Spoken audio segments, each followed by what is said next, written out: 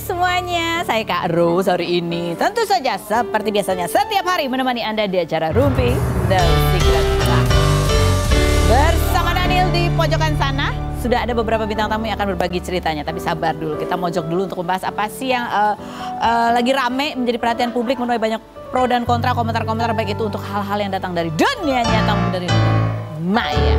Oke, ini dari dunia nyata yang kemudian diposting di dunia maya, yaitu soal lamarannya Thorik ya. Thorik itu posting sharing bahwa dia sudah meminta Aliyah Mas Said untuk menjadi istrinya gitu kan ya. Ini tapi baru mereka di antara mereka berdua. Nah, terus habis gitu ini fotonya, padahal baru kemarin, ini kan sorenya nih. Padahal baru sebelumnya kita wawancara Angelina Sonda, nanya bener gak sih kapan sih gitu ya, udah mau nikah ya. Ternyata emang bener, mungkin nggak tahu karena ini masih di antara mereka kan ya gitu ya. Nah coba kita lihat, habis itu posting juga udah video callan sama keluarganya ya. Ini dari Reza juga udah posting sama keluarganya Pak Halilintar, dan Bugen juga sudah lagi video callan. Jadi mereka masih di lokasi gitu ya. Terus ini mengabarkan, dan dua keluarga kayaknya sih ikut berbahagia ya. Nah yang menjadi perhatian juga adalah karena lokasi dia ngelamarnya, si Thorik ngelamarnya itu bagus banget. Jadi orang ini di mana sih tempatnya gitu ya. Ada yang menduga bahwa itu sama-sama lokasi syuting film drama Korea ya, yang ada di Jerman. Jadi akhirnya kita menelusuri ya, coba kita lihat. Nah ini kan, ini pemandangannya ya.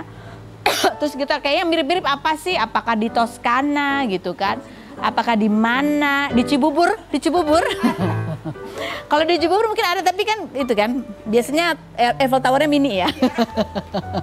Terus atau apalagi coba, ini yang drama Korea ya, ini yang drama Korea nih, iya kan? Kalau yang atas yang Thorik, iya. Bukan, ya ini Thorik yang di sini. Tapi kemungkinan juga itu adalah di Thailand ya. Coba kalau kita Google yang di Thailand, sama nggak, mirip nggak? Ini kan Toskana. Oh, bukan. Yang mana? Ini Thailand. Iya, ini Thailand, Kak. Oh, salah berarti tadi, Jer. Apa sih, nggak ngerti aku. Yang mana? Ini bedanya apa? Ini sama kan? Ini Thailand. Yang tadi apa? Yang tadi itu yang sama kayak pas lagi prosesi pakai cincin. Oh, yang ini sama kayak apa? Ini dari gestorinya Thor. Oh, kita bisa simpulkan kalau di Thailand. Oh, dari gestorinya Thorik. Salah, aku yang salah ya. Aku kurang perhatian ya. Ternyata ini yang di Thailand, bukan yang di ya Toskananya Toskana Khoi ya, sangat cempeng gitu ya, di Thailand gitu ya kan. Ya gitu kan ada mohon maaf ya, geografi saya agak jelek. Oke, tapi kita lihat dulu seperti apa videonya berikut ini.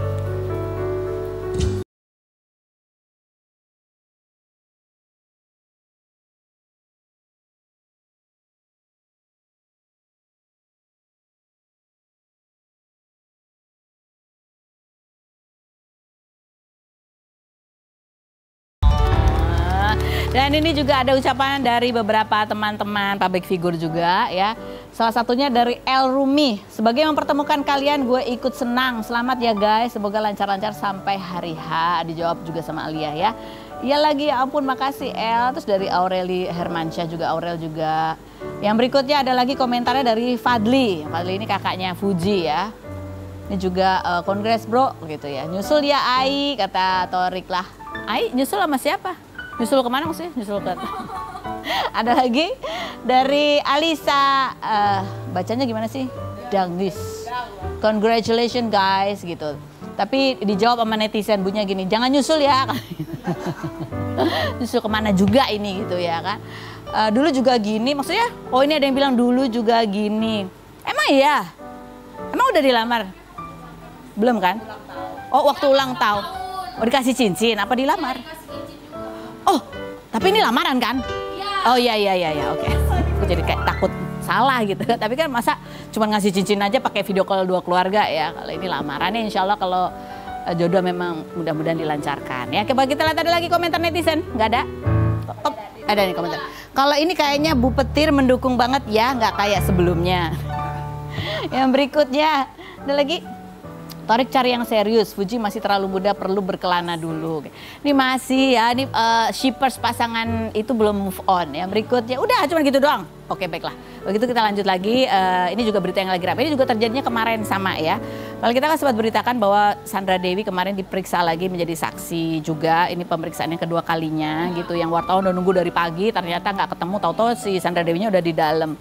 Dan menjalani pemeriksaan selama 10 jam. Tapi pada saat selesai pemeriksaan dia keluar, baru dia itu wartawan dapat gambarnya dan ngerubung. Dan kalau dilihat ya, ini memperhatikan juga ekspresinya Sandra Dewi itu berbeda dengan pemeriksaan yang pertama. Kalau pemeriksaan pertama masih terlihat masih bisa tersenyum gitu. Tapi yang berikut ini mungkin karena habis 10 jam diperiksa juga ya. Kalau yang sebelumnya kan sebelum diperiksa tuh. Jadi udah kelihatan lelah dan ya lebih emosional. Coba kita lihat videonya berikut ini.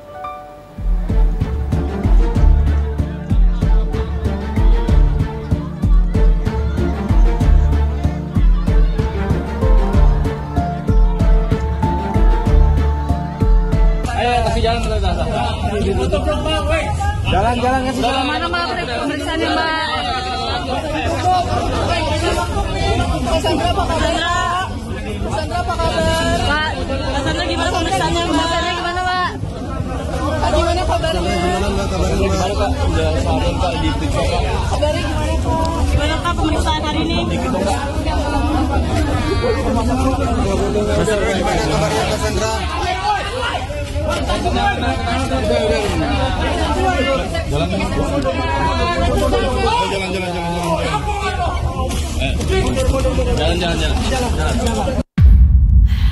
Orang kemudian jadi memperhatikan ekspresi dan membandingkan dengan ekspresi sebelumnya. Ini kalau sebelumnya kan dia pakai baju putih gitu ya, masih bisa tersenyum, masih bisa memberikan sarang heo dan bisa menjawab pertanyaan wartawan, minta didoakan gitu ya.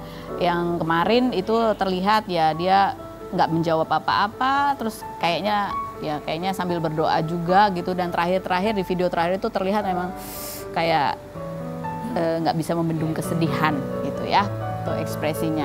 Tapi kan ya, baik di balik ekspresi senyum ini juga kita nggak tahu apakah ini senyumnya karena masih merasa enteng atau sebenarnya hanya karena dia terbiasa, rekan-rekan wartawan itu adalah partner ya kan, selama bertahun-tahun dia bekerja di dunia hiburan, makanya itu bersikap ramah gitu. Kalau aku sih lebih perhatiin sama itu deh yang teriak-teriak di tempat waktu di gerubung wartawan ya. Wah, gitu kan. Itu ada apa sih sebenarnya ya kan? Mungkin karena tempatnya sempit ya, dorong-dorongan di belakang gitu. Jadi kebayanglah suasananya kemarin, mungkin wartawannya mungkin juga karena nunggunya udah lama ya dari pagi. Dan 10 jam itu berarti dari sampai jam 6 sore ya berarti ya, kan dari jam 8 pagi. Komentar netizen coba kita baca ya berikut. Apapun itu semoga kasusnya bisa selesai dengan proses dan keputusan yang seadil-adilnya. Jangan tumpul ke atas, tajam. Oh ya, oke. Ya, setuju. Lanjut berikutnya. Yang sabar tetap bawa dalam doa, Tuhan punya rencana untuk keluargamu. Yang berikutnya ada lagi. Versi ceria udah, versi sedih udah, besok versi apa lagi ya? Pengen kasihan tapi dia banyak duit dan mungkin nggak tahu kalau suaminya yang rugiin negara, katanya gitu ya. Lagi berikutnya, siapa sangka kisah Putri Negeri Dongeng berakhir di kasus korupsi. Ini kasus apa sih sebenarnya, penamaannya tuh apa sih ya? Menimbulkan kerugian negara kan gitu ya. Terus yang berikutnya, tapi kan bukan, kayaknya itu nahan senyum deh, bukan nahan nangis katanya. Berikutnya. Ini pakar ekspresi-ekspresian. Nah gitu dong nangis, jangan dadah-dadah katanya gitu. Ya mungkin orang lebih puas kalau melihat wajah penyesalan kan gitu. Karena mungkin sering kali ditunjukkan koruptor-koruptor itu ketika ditangkap tersenyum. Iya nggak? Benar nggak? Iya kan, koruptor-koruptor itu ya. Jadi ini Sandra Dewi itu kayaknya menjadi tumpuan tong sampah karena banyak orang kenal. Sementara mungkin yang lain yang udah terbukti korupsi dan masih cengar-cengir, yang berjelas-jelas merugikan keuangan negara, pajak rakyat yang dikorupsi, itu kan nggak terlalu familiar ya. Mau dikatain juga mungkin dia juga nggak efek kalau dia. Iya nggak? Kenapa aku jadi galak ya? Oke, baiklah. Lanjut ke. Gitu deh. Ya kan karena masalahnya kan si suaminya Sandra Dewi itu ada bosnya juga yang ketangkap kan? Siapa tuh? Itu kan pasti gede, lebih gede ya? Iya. Oke, baik, kita langsung menuju ke bintang tamu yang pertama. Ini udah lama banget aku nggak ketemu ya. Biasanya kalau ada ngundang Cherry Bell gitu tuh yang lain, kecuali ini juga nih salah satunya ya. Ada Gigi. Kita lihat dulu profil Gigi Cherry Bell berikut ini. Brigita Cynthia atau Gigi, artis kelahiran 1993 yang merupakan mantan personil Cherry Bell ini berkenalan dengan Alam Jailani Setiawan lewat aplikasi Kencan dan sudah 4 tahun berpacaran hingga sering mengunggah momen romantis. Pada 2022, Gigi mengaku mengalami eating disorder berupa anoreksia dan bulimia sejak kecil, keadaan di mana benci dengan tubuh sendiri dan selalu ingin kurus hingga akan memuntahkan makanannya lagi, namun sudah membaik karena ke psikiater meski kerap kambuh 1-3 bulan sekali. Awal Mei kemarin, Gigi mengaku mengalami pelecehan seksual saat di lift apartemen dengan dicolek pinggangnya oleh WNA, namun ia tak berani teriak karena sepi dan WNA bertubuh besar. Benarkah Gigi mengalami eating disorder karena berawal dari bulian? Dan benarkah pelecehan yang dialami Gigi menyebabkan trauma baginya? Saksikan kisah selengkapnya hanya di Rumpi No Secret. Oke, kita sudah bersama dengan Gigi X Cherry Bell gitu. Aku jadi bingung ya, X ya. X. Biasanya kalau ketemu sama teman-teman kamu gitu ya, ya kamu selalu aku nggak ketemu gitu ya. Walaupun kamu sering ngumpul juga ya. Aku jarang ngumpul sih jarang ngumpul memang. juga? Karena mungkin emang waktunya juga nggak ketemu. Soalnya kan ada beberapa rutinitas juga. Terus udah gitu kalau syuting kan nyita waktunya lama banget. Lucunya seringnya kalau misalnya emang lagi mereka ngumpul tuh, aku pasti lagi ada apa gitu. Jadi bukan karena lagi ada apa-apa ya? Enggak. Oke, baik. Terakhir Gigi ini juga sempat sharing gitu ya, lebih deep gitu, deep talk di sebuah podcast gitu ya. Dan ini juga yang ingin kita tanyakan. Kita lihat dulu cuplikannya berikut ini.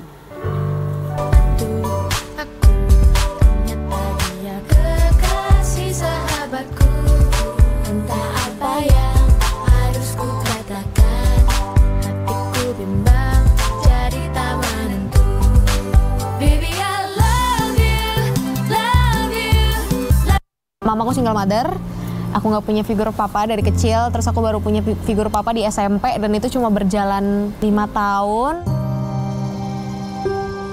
Aku pernah dengar kalau first love-nya anak cewek itu pasti bokapnya, jadi nggak menemukan. Akhirnya itu jadi nggak ada. Dan ya berpengaruh juga sih sama hidup aku, akhirnya aku jadi sering lonely ya gitu. Terus aku bilang sama mama gitu, Mam, aku merasa aku selama hidup aku nggak punya figur seorang bapak. Walaupun akhirnya mami menikah lagi dan punya papi baru, aku nggak merasakan aku mendapatkan figur seorang bapak dari dia. Aku malah ngedapetin figur itu dari teman-temanku. Kita kan taunya kalau Cherry Bell kan semua ceria gitu ya. Menghibur orang gitu. Sama kayak yang tadi kakak bilang kan, nggak tahu di belakang orang kayak gimana. Iya. Pada saat ternyata kamu ada ya fase-fase atau masih sebetulnya ngerasa kadang lonely, sepi gitu? Lonely mah pasti, tapi maksudnya kalau mungkin sekarang kayak habis pandemi tuh aku ternyata lebih suka sendiri. Cuman kalau misalnya ada saat-saat tertentu yang kayak lagi pengen cerita nih tapi lagi nggak tahu mau cerita sama siapa, karena kadang-kadang kan ada cerita yang kita nggak bisa ceritain ke satu orang doang gitu, karena mungkin perasaannya masih meluap, kita masih perlu buang sampah gitu kan. Kadang-kadang itu kayak aduh mau cerita sama siapa ya gitu. Terus udah gitu berhubungan sama DVT tadi, kalau cerita sama orang tua pun kadang-kadang ya yang figur yang aku punya kan hanya satu, hanya figur mama aja kan, figur ibu gitu. Dan kadang-kadang aku nggak bisa dapat perspektif yang lain gitu. Kadang-kadang kalau ibu mungkin lebih emosional, lebih protektif dan segala-gala macam gitu, which is not wrong menurut aku. Tapi aku butuh POV yang lain gitu, gitu sih Kak. Oh, butuh sosok yang lain. Cerita soal apa misalnya? Cerita soal apa? Ya karir mungkin gitu, kalau misalnya lagi ngerasa stagnan, terus udah gitu ya cerita soal eating disorder aja. Iya maksudnya dulu kan karena juga aku masih SMP, terus mungkin juga cara komunikasi keluarga tuh tidak sebaik itu kayaknya. Maksudnya pasti setiap keluarga punya cara komunikasinya masing-masing, ada yang baik ada yang tidak gitu. Aku mungkin ada di tengah-tengahnya, kadang-kadang bisa baik kadang-kadang bisa tidak gitu. Dan pada saat masih kecil itu jatuhnya jadi dimarah-marahin gitu. Walaupun mereka tidak salah ya, karena menurut mereka pasti apa yang aku lakukan itu salah gitu. Tapi somehow aku ngerasanya pas lagi di situ tuh aku nggak bisa cerita soal eating disorder aku, soal apa yang memang deeply what I was feeling then gitu. Ya, apalagi di usia-usia kamu lagi mengalami puber ya, perubahan dari masa anak-anak ke masa remaja gitu. Umur berapa sih kamu terakhir melihat apa ayah? Papa tiriku itu meninggal kalau Jadi papa kandungmu kamu sama sekali nggak lihat? Oh lihat. Kemarin baru ketemu sama kalau papa kandung. Kalau papa kandung memang sebenarnya dari aku di perut mereka udah pisah tapi memang belum divorce. Divorce-nya pas aku lagi SD kalau nggak salah atau SMP. Jadi memang dari aku nggak pernah melihat papa dari gitu, belum pernah lihat papa gitu sampai akhirnya umur 18 tahun gitu. Kalau papa yang tiri terakhir ngelihatnya pas sebelum meninggal, pas udah dipetik malah. Jadi apa yang kamu rasain ya? Nggak ada figur ayah lah dalam hidup kamu. Dan mama kamu kan kerja ya, dia berusaha memprovide gitu kan, dia jadi sibuk. Sementara kamu sendiri sedang bergelut dengan sebenarnya kalau misalnya aku ngomong gini nih, takutnya orang jadi kayak, wah mamanya gini nggak ngurusin atau apa gitu. Tapi aku percaya mami melakukan yang terbaik yang dia bisa pada saat itu gitu. Walaupun mungkin dampaknya ke aku kayak jadi kehilangan sosok dua-duanya. Walaupun aku punya opa dan oma yang sangat lovely, yang sayang banget sama aku gitu. Tapi akhirnya di situ jadi hilang dua-duanya kan. Karena mama harus kerja, jadi nggak ada intimate conversation with your mom gitu-gitu tuh di aku tuh nggak ada gitu. Itu hilang dari aku. Kadang-kadang kalau ngelihat kayak teman gitu sama orang tuanya bisa kayak bro, sis gitu, aku jadi kayak aku nggak punya ini ya ternyata. Cuman itu bukan sesuatu yang aku iri atau apa gitu, karena aku percaya dari apa yang aku alami dulu, aku mungkin jadi secara emosional developnya lebih dewasa, terus lebih sensitif juga, terus lebih curious sama diri sendiri karena nggak tahu kan gimana caranya gitu. Jadi learn from failure, terus udah gitu belajar dari kesalahan, belajar dari proses yang memang ya harus aku cari sendiri. Ya udah akhirnya jadi kayak gini. Gitu. Dari cerita kamu pun kamu juga tidak ingin menyakiti orang tua kamu gitu. Walaupun sebagai anak ya itu adalah perasaan-perasaan yang valid yang kamu rasakan gitu kan. Itu adalah hal yang nyata yang memang kamu alami. Iya. Yang kamu sendiri ya itu tadi kamu cerita atau kamu takutnya tersinggung gitu. Ada perasaan itu ya masih? Ya ada lah, maksudnya apalagi sama mami tuh kalau misalnya kita ngomongin zodiak nih ya, dia tuh Taurus.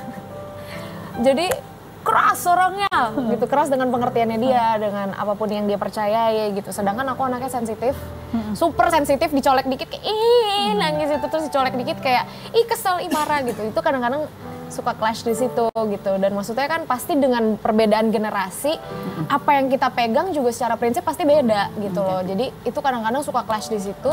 Tapi ya memang pastilah nggak mungkin aku akan jujur sama semua orang di sini bahwa aku pasti pernah menyakiti ibuku gitu. Nggak mungkin nggak pernah gitu. Tapi sebisa mungkin kalau aku lagi waras, aku tidak mau menyakiti orang tua gitu. Jadi masa remajamu itu luar biasa. Wah, iya sih. Maksudnya dengan ya yang udah aku ceritain juga ya. Dari SD malah, dari SD yang aku mulai eating disorder itu kan aku gara-gara dibully sebenarnya. Memang bulinya sebenarnya bukan yang kayak wah ditimpukin apa itu yang parah-parah gitu kan. Sekarang banyak juga bully yang menurutku wah parah banget gitu. Tapi kayak gendut konsisten gitu kan, jadi kayak tiap hari gendut. Akhirnya aku jadi benci sama badanku gitu. Walaupun memang anatomi orang kan beda-beda ya. Ada yang pear shape, ada yang triangle, ada yang rectangle segala macam. Dan development pas lagi remaja tuh pasti bentuknya beda, apalagi pas lagi puber.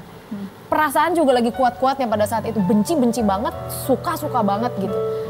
Jadi pada saat itu yang aku alami di aku jadi kayak aku benci sama diriku sendiri. Akhirnya aku gimana caranya supaya aku kurus? Ya itulah, mulai buangin bekal makanan, mulai